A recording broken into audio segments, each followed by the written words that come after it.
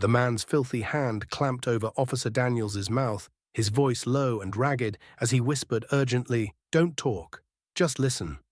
His eyes flickered with a sharpness that didn't match his ragged clothes.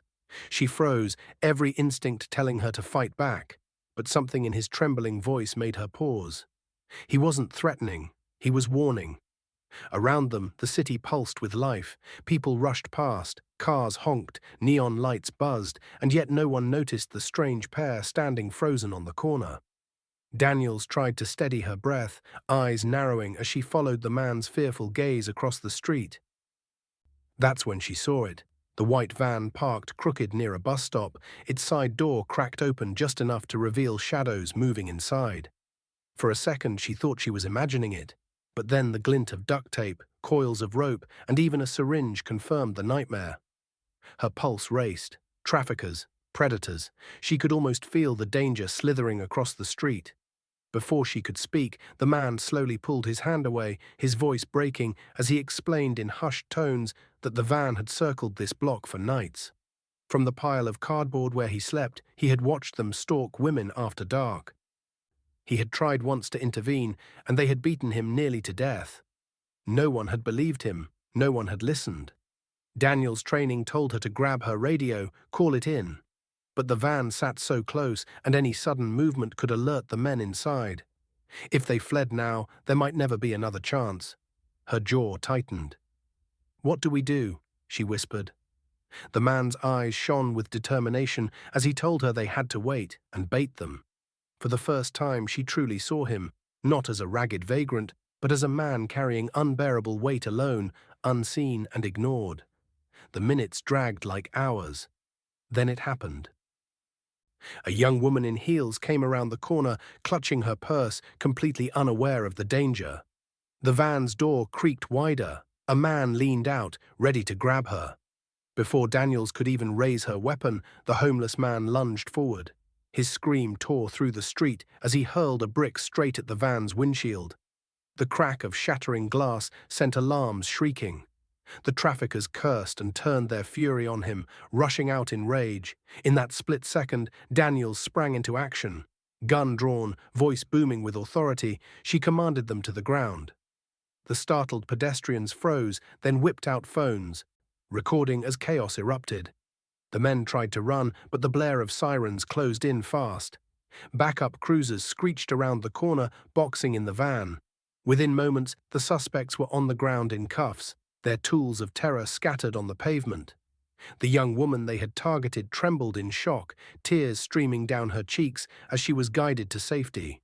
Daniel's chest heaved, adrenaline surging, but her first thought wasn't triumph. It was him. She turned to see the man slumped against the sidewalk, blood running from a gash on his forehead. One of the traffickers had struck him in the scuffle, but he was still breathing.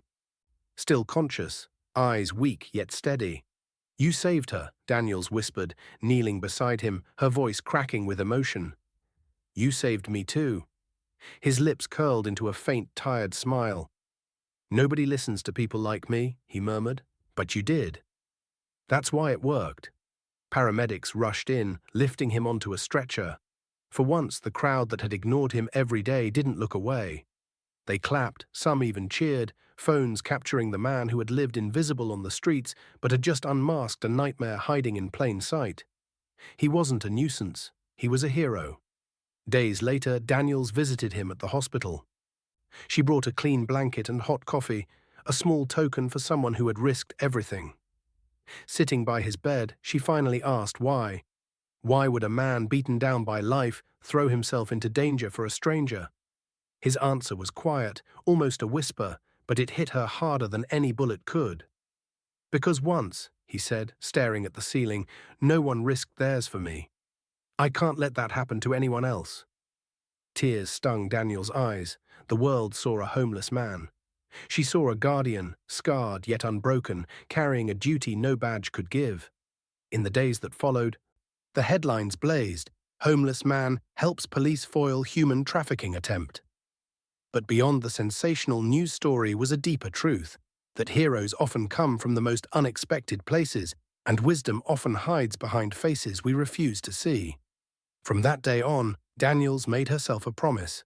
Whenever she saw someone society overlooked, she would listen first. Because sometimes the voices we dismiss are the very ones trying to save us. The applause in the hospital hallway the night he was discharged was deafening. Officers, nurses, and even strangers lined up to shake his hand. For the first time in years, he wasn't invisible.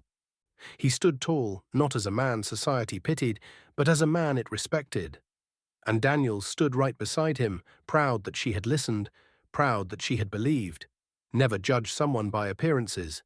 Behind every weary face is a story we don't know. And sometimes the people we ignore are the ones who end up protecting us all. Before we end this story, let us know in the comments where you're watching from. We'd love to hear. If this story touched you, don't forget to like the video, subscribe to the channel, and let us know how you feel in the comment.